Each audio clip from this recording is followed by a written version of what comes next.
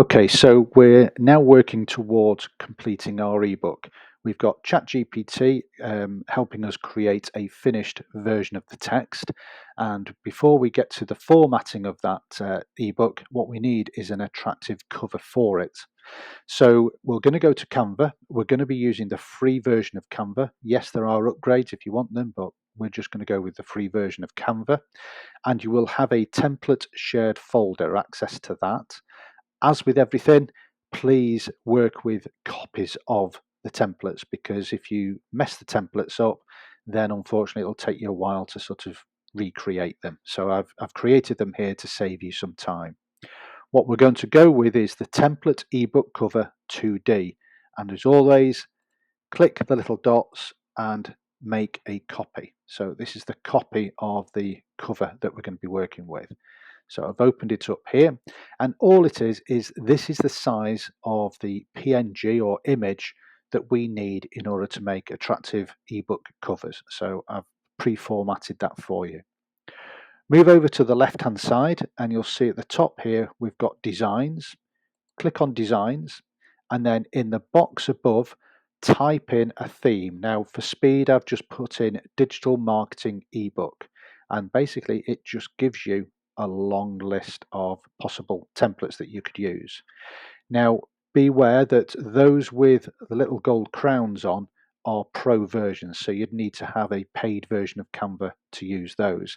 However, don't worry, because there are plenty of options that you can use which are free. So for speed, I'm just going to click on that one, and as you can see, it automatically populates the space that we're in. So you can see it load up, and so that is our e-cover.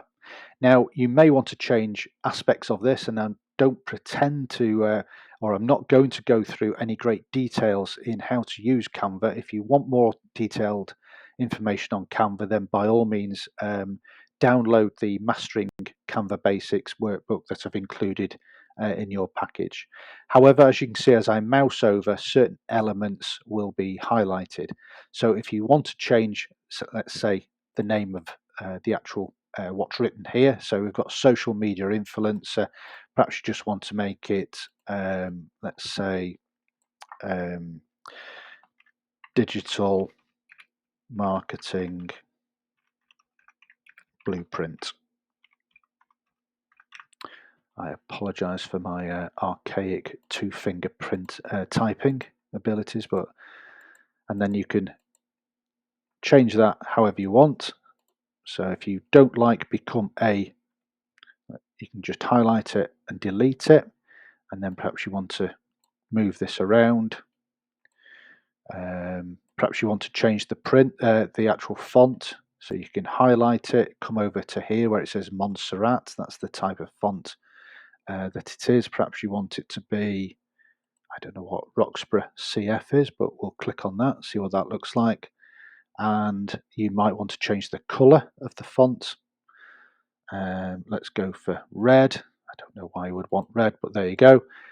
And then, as you can see, you can change any of these elements. So for example, if you don't want a camera, you can click on that, go over to elements on the left here, and perhaps you want, I don't know, laptop. Let's say laptop.